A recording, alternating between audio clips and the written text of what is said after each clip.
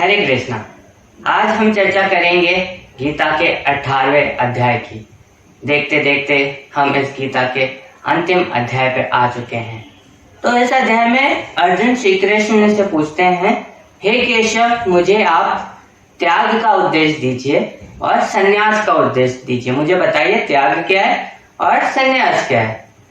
जिसके उत्तर में भगवान श्री कृष्ण कहते हैं, जो भौतिक इच्छा के लिए किए गए कर्म है, अगर हम उसका त्याग कर देते हैं तो वो संन्यास कहलाता है। और अगर हम कर्मों के फलों का ही त्याग कर देते हैं तो ये त्याग कहलाता है। भगवान श्री कृष्ण कहते हैं कि कुछ बुद्धिमान लोगों का यह मानना है कि हमें सारे कर्मों का त्याग कर देना चाहिए, और कुछ बुद्धिमान लोग ऐसा मानते हैं कि हमें यज्ञ, तप तथा दान, इन 3 चीजों का कभी त्याग नहीं करना, हमें ऐसे कर्म हमेशा करते रहने चाहिए। भगवान श्री कृष्ण कहते हैं कि मेरे अनुसार, भगवान श्री कृष्ण के अनुसार, हमें भी कभी भी यज्ञ, तप और दान जैसे अच्छे कर्मों का त्याग नहीं करना चाहिए। भगवान श्री कृष्ण अर्जुन को अब 3 तरह के त्याग के बारे में बताते हैं। भगवान श्री कृष्ण कहते हैं, अगर कोई त्याग मोह के द्वारा किया गया हो, उसके पीछे हमारा कोई पर्सनल इंटरेस्ट टाइप का हो, तो ऐसा त्याग तामसी त्याग कहलाता है। जैसे कि हमें लगता है कि हमारे कुछ कर्मों की वजह से दूसरे लोगों को कुछ कष्ट आ सकता है, वो हमारे लोगों को कुछ ज्यादा कष्ट आ सकता है, और हम अपना त्याग कर देते हैं। तो इसके पीछे हमारा स्वार्थ है कि हम अपने सराउंडिंग के लोगों को खुश रखना चाहते हैं। तो ऐसा जो त्याग है वो तामसी त्याग कहलाता है। फिर भगवान श्री कृष्ण कहते हैं कि अगर कोई त्याग इस भौतिक जगत के कलेशों से बचने के लिए किया गया हो, तो वो जो त्याग है वो राजसी त्याग कहलाता है।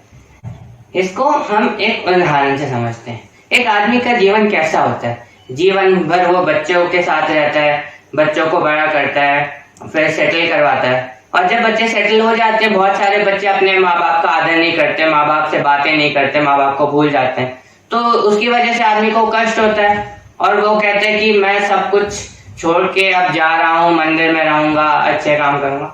तो इसके पीछे उनका एक स्वार्थ है, वो इस भौतिक कष्टों से भाग रहे हैं। उनके मन में भगवान के प्रति श्रद्धा नहीं है, उनको बस बाकी लोगों से जितने भी कष्ट हैं, क्लेश हैं, जो लोग उनको कष्ट दे रहे हैं, उनसे दूर जाना है। तो ऐसा जो त्याग है ये राजसी त्याग कहलाता है। और इसके बाद भगवान बताते हैं सात्विक त्याग क्या होता है।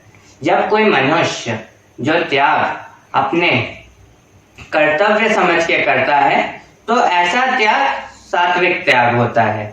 भगवान श्री कृष्ण कहते हैं कि अगर कोई त्याग बिना किसी फल की इच्छा के किया जाए, तो ऐसा जो त्याग होता है वो सात्विक त्याग होता है। भगवान श्री कृष्ण ये कहते हैं कि जो तामसी और राजसी त्याग है ये कभी भी फलदायक नहीं होंगे, और जो व्यक्ति बुद्धिमान है वो हमेशा सात्विक त्याग करेगा और किसी भी फल की आशा नहीं करेगा। भगवान श्री कृष्ण ये कहते हैं कि किसी भी मनुष्य के लिए ये असंभव है कि वो अपने कर्मों को त्याग दे। हम अपने कर्मों को त्याग नहीं सकते, हम अपने कर्मों से भाग नहीं सकते, परंतु हम अपने कर्मों का फल की इच्छा को अवश्य त्याग सकते हैं। हमें कर्म भगवान का कर्म समझ के करना चाहिए, कभी भी फल के लिए नहीं करना चाहिए। और जो व्यक्ति ऐसे कर्म करेगा तो वो ज्यादा श्रेष्ठ कहलाएगा, ऐसा भगवान श्री कृष्ण कहते हैं। जो लोग त्यागी नहीं है उनके लिए इच्छित, अनिच्छित तथा मिश्रित ये 3 तरह के कर्म फल मृत्यु के बाद हैं। लेकिन जो सन्यासी हैं उनको ये सुख दुख नहीं भोगना पड़ता है। भगवान श्री कृष्ण कहते हैं कि हम जो भी कर्म करते हैं, इस कर्म को करने के 5 कारण होते हैं। पहला जो है वो है स्थान, मतलब हमारा शरीर जो कर्म करता है। दूसरा कर्ता, मतलब हमारी आत्मा जो हमसे ये कर्म करवा रही है। तीसरा विभिन्न इंद्रियां, उसके बाद अनेक प्रकार की चेष्टाएं जो हमारी कोशिशें हैं, और 5वां भगवान स्वयं। तो ये 5 कारण है जिसकी वजह से मनुष्य कोई भी कर्म करता है। जो बुद्धिमान व्यक्ति होता है, जो भी कर्म वो कर रहा है, वो इस 5 कारणों की वजह से कर रहा है। परंतु अज्ञानी व्यक्ति को लगता है कि जो भी वो कर्म कर रहा है वह स्वयं कर रहा है, और उसके अंदर अहंकार होता है कि ये सारे काम मैंने किए हैं। वो ये नहीं जानता कि इस कर्म को करवाने के पीछे परमात्मा का हाथ था। भगवान की इच्छा के बिना इस दुनिया में कुछ नहीं हो सकता। भगवान श्री कृष्ण कहते हैं जो ज्ञान, ज्ञेय तथा ज्ञाता है, ये 3 चीजें किसी भी कर्म को करने की प्रेरणा देती हैं। और इंद्रियां, कर्म तथा कर्ता, ये 3 प्रकार के कर्म संग्रह हैं। अब भगवान श्री कृष्ण अर्जुन को प्रकृति के 3 गुणों के अनुसार ज्ञान, कर्म तथा कर्ता के 3 भेदों के बारे में बताते हैं। सबसे पहले भगवान श्री कृष्ण ज्ञान के बारे में बताते हैं। भगवान श्री कृष्ण कहते हैं जो सात्विक ज्ञान है, और जो ज्ञानी पुरुष है जिसके पास सात्विक ज्ञान है, वो सारे जीवों को एक समान देखता है। और भगवान श्री कृष्ण इसके बाद राजसी ज्ञान के बारे में बताते हैं, जिसमें व्यक्ति हर जीव को अलग अलग देखता है। जैसे हम देखते हैं कि बकरी है, शेर है, गाय है, हम इनको अलग अलग प्रकार के पशु समझते हैं। तो ये राजसी ज्ञान है। और जो तामसी ज्ञान है, उसमें जो व्यक्ति होता है वो किसी तुच्छ कार्य को अपना सब कुछ मान के सत्य जाने बिना उसमें लिप्त रहता है, हमेशा वही कार्य करता रहता है। तो ये इस प्रकार का जो ज्ञान है ये तामसी ज्ञान कहलाता है। अब भगवान श्री कृष्ण अर्जुन को 3 प्रकार के कर्म के बारे में बताते हैं। जो कर्म नियमित रूप से किया गया हो, शास्त्रों के अनुसार किया गया हो, बिना किसी फल की अपेक्षा के किया गया हो, ऐसा जो कर्म है वो सात्विक कर्म कहलाता है।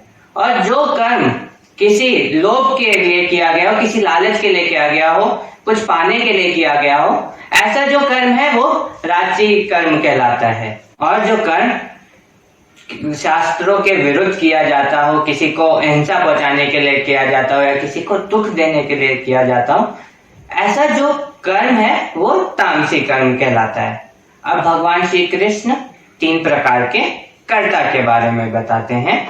जो व्यक्ति या आत्मा काम को अपना कर्तव्य समझ के करती है, बिना किसी फल की अपेक्षा के लिए करती है, उत्साह से करती है, संतुष्टि से करती है, ऐसा कर्ता सात्विक कर्ता कहलाता है। और जो कर्ता किसी कर्म को फल प्राप्ति के लिए करता है, लोभ के लिए करता है, लालच के लिए करता है, ऐसा जो करता है ये राजसी कर्ता कहलाता है। इसका मन हमेशा सुख दुख में घिरा रहता है कि क्या इस कर्म का फल अच्छा होगा मेरे लिए या बुरा होगा, इसमें वो हमेशा चिंतित रहता है। और जो तामसी करता है वो शास्त्रों के विरुद्ध जाके कर्म करता है, अहंकार में करता है, कपट के कर्म करता है, किसी को दुख पहुंचाता है।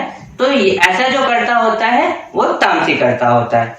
अब इसके बाद भगवान श्री कृष्ण बुद्धि के बारे में बताते हैं। भगवान श्री कृष्ण कहते हैं जो सात्विक बुद्धि होती है उसमें व्यक्ति को पता होता है कि क्या काम करना चाहिए, क्या काम नहीं करना चाहिए, किससे डरना चाहिए, किससे नहीं डरना चाहिए, कौन सा कार्य आदमी को इस प्रकृति के 3 गुणों में बांधता है और कौन सा कार्य उसको मुक्ति दिलाता है। और जो राजसी बुद्धि होती है उसमें आदमी को धर्म या अधर्म के बीच में अंतर नहीं पता चलता, वो काम बस अपने स्वार्थ के लिए करता है। तो ऐसी जो बुद्धि होती है वो राजसी होती है। और जब व्यक्ति मोह में, अहंकार में बंधा हो या और उसको धर्म अधर्म लगे और अधर्म धर्म लगे, मतलब सही काम उसको गलत लगे और जो गलत काम है उसको सही लगे, तो ऐसी जो बुद्धि होती है ये बुद्धि तामसी बुद्धि कहलाती है। इसके बाद भगवान श्री कृष्ण संकल्प के बारे में बताते हैं, धृति के बारे में बताते हैं, रेजोल्यूशन के बारे में बताते हैं। भगवान श्री कृष्ण कहते हैं कि जो संकल्प अटूट है, जिस संकल्प को योग अभ्यास द्वारा प्राप्त किया जा सके, पूर्ण किया जा सके, और जिस संकल्प से हम अपने मन को वश में कर ले, अपनी इंद्रियों को वश में कर ले, ऐसा जो संकल्प होता है ये सात्विक संकल्प कहलाता है। इसके बाद भगवान श्री कृष्ण कहते हैं जिस संकल्प से मनुष्य धर्म तथा काम और फल इन सब की अपेक्षा करता है, इन सब की आशा करता है, ऐसा जो संकल्प है ये संकल्प राजसिक संकल्प कहलाता है। और जिस संकल्प में भय हो, शोक हो, विषाद हो, जो ऐसा संकल्प होता है ये तामसी संकल्प कहलाता है। इसके बाद भगवान श्री कृष्ण सुख के बारे में बताते हैं। तीन प्रकार के सुख होते हैं और भगवान श्री कृष्ण उनके बारे में बताते हैं। भगवान श्री कृष्ण बताते हैं सबसे पहले सात्विक सुख के बारे में। जो सात्विक सुख होता है वो शुरुआत में भले ही विष जैसा लगे, परंतु अंत में वो अमृत के समान होता है। वो एक व्यक्ति को आत्म साक्षात्कार करवाता है। जैसे लोग कहते हैं कि सुबह उठ के योगा करना चाहिए, मेडिटेशन करना चाहिए। अगर हम ये करेंगे तो शुरुआत में हमें बहुत कष्ट होगा, हमें लगेगा अरे ये कैसे कर पाएंगे, सुबह सुबह कौन उठेगा।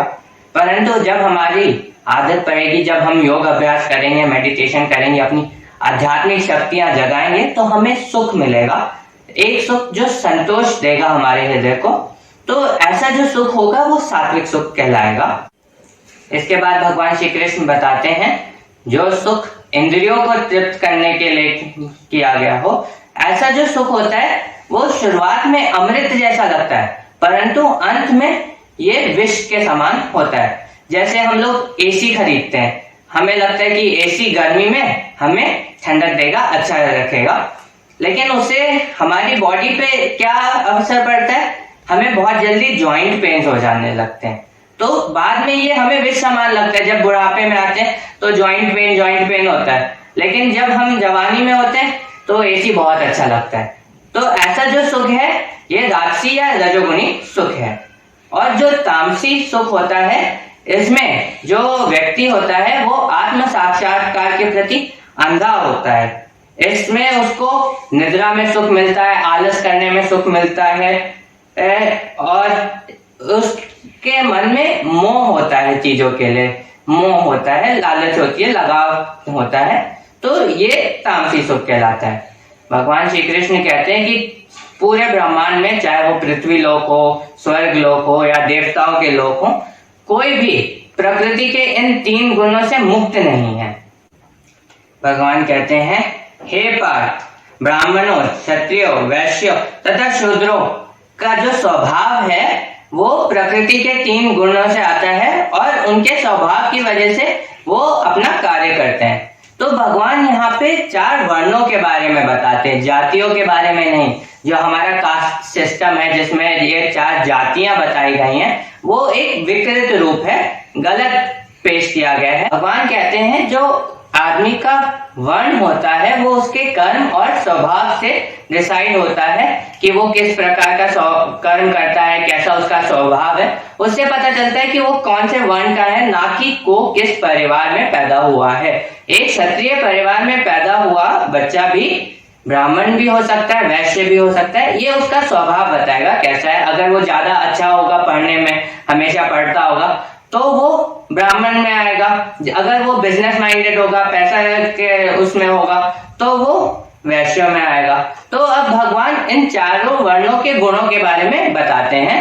सबसे पहले भगवान बताते हैं ब्राह्मणों के बारे में। वो शांति प्रिय होते हैं, आत्म संयम रखते हैं, तपस्या करते हैं, पवित्रता से रहते हैं, सहिष्णुता से रहते हैं, सत्य बोलते हैं, हमेशा ज्ञान की ओर चलते हैं, विज्ञान का काम करते हैं, जैसे साइंटिस्ट का काम है जिसमें बहुत ज्ञान की जरूरत पड़ती है। और जो धार्मिक काम है, आध्यात्मिक काम है, ये सब कार्य ब्राह्मण करते हैं। और अब भगवान क्षत्रियों के बारे में बताते हैं जो वीरता का काम करते हैं, शक्ति का काम करते हैं, संकल्प करते हैं, दक्षता, युद्ध में धैर्य दिखाते हैं, उदारता तथा नेतृत्व करते हैं।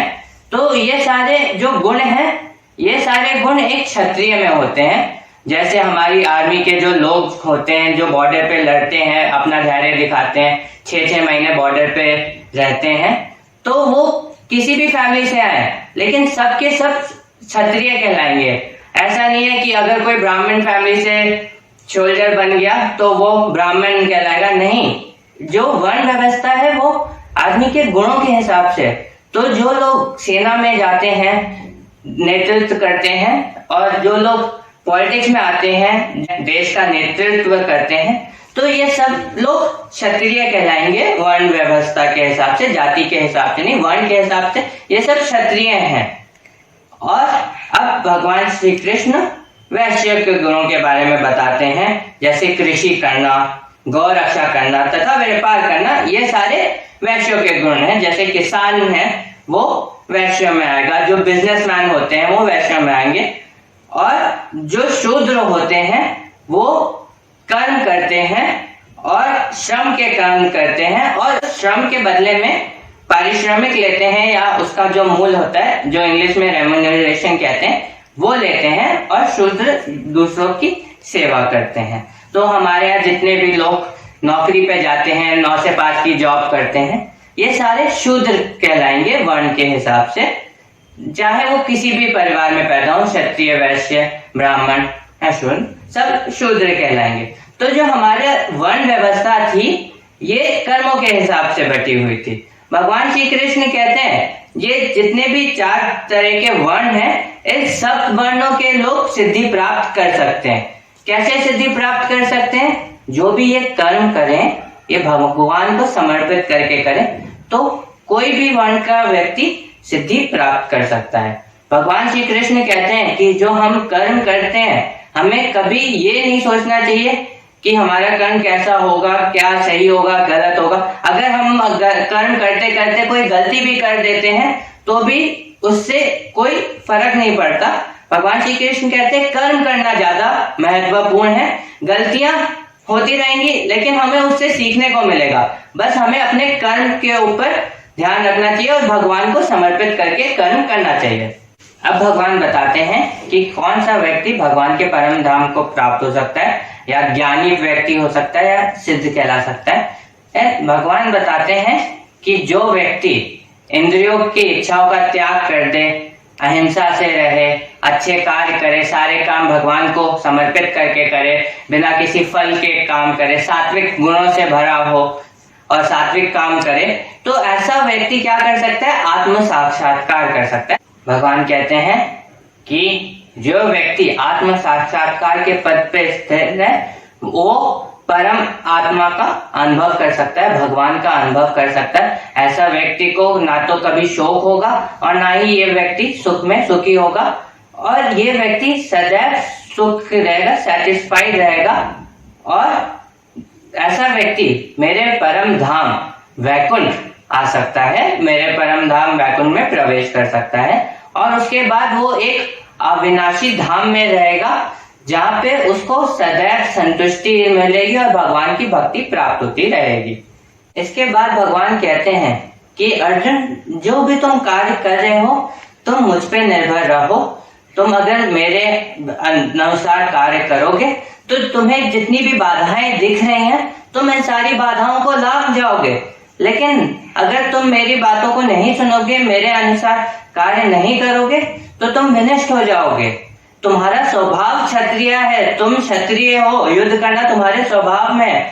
अगर तुम आज युद्ध नहीं करोगे तो इसका मतलब ये नहीं कि तुम युद्ध से बच जाओगे। तुम्हारा धर्म क्षत्रिय है तो तुम्हें अपने स्वभाव के कारण युद्ध करना ही पड़ेगा। इसके बाद भगवान कहते हैं कि जो भी गो ज्ञान है मैंने सब तुम्हें बता दिया, अब ये तुम्हारे ऊपर है, तुम इसको फॉलो करो ना करो, तुम इसके बारे में मनन करो, सोचो। यहाँ पे भगवान किसी को फोर्स नहीं कर रहे कि भगवान की भक्ति करो, वो कह रहे हैं मैंने तुम्हें ज्ञान दे दिया है, अब इम्प्लीमेंट करना ना करना तुम पे।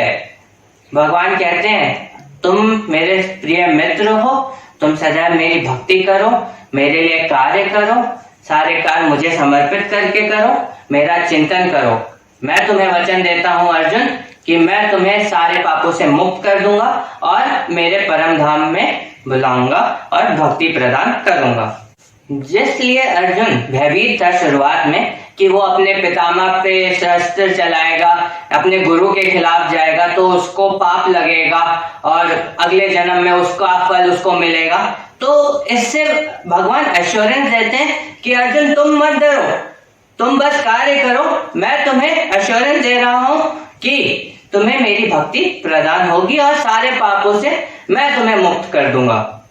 अब इसके बाद भगवान बताते हैं कि ये ज्ञान किस प्रकार के लोगों के लिए है और किस प्रकार के लोगों के लिए नहीं है।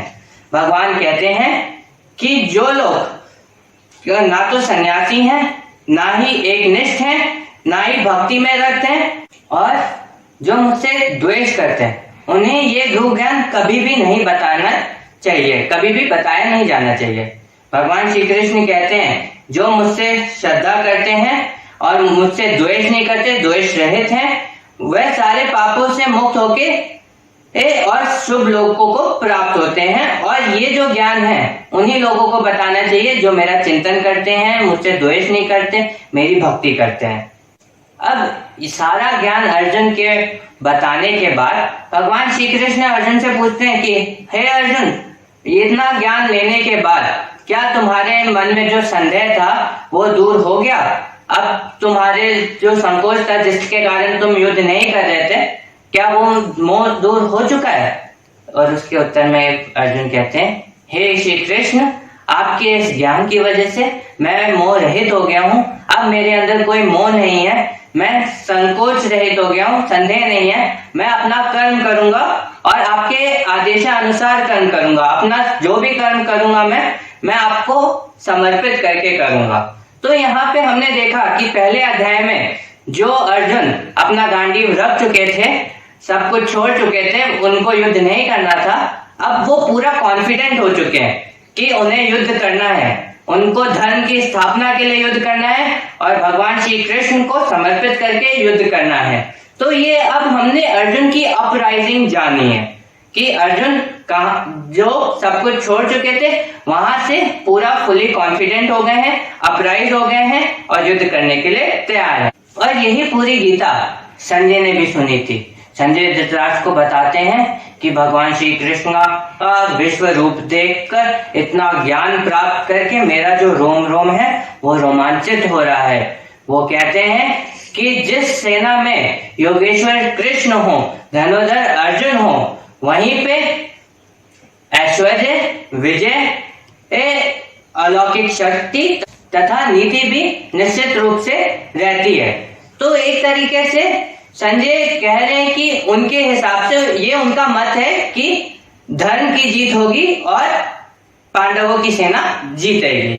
गीता के जो सारे श्लोक हैं यहाँ पे समाप्त होते हैं। मैंने बहुत लोगों के अनुभव से सुना है कि उन्होंने जितनी बार गीता पढ़ी है उनको हर बार कुछ नया सीखने को मिला है, नया जानने को मिला है।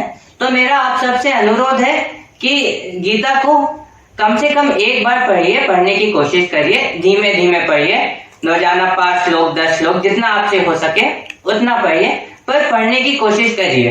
ये गीता वो किताब नहीं है जिसको लाल कपड़े में बांध के पूजा में रख दिया जाए। ये वो किताब है जिसको पढ़ के हम अपनी जीवन में जो समस्याएं हैं उनको लांघ सकते हैं और हम सारे कर्म भगवान श्री कृष्ण को समर्पित करके कर सकते हैं। इसी के साथ गीता का 18वां अध्याय समाप्त हुआ। हरे कृष्णा।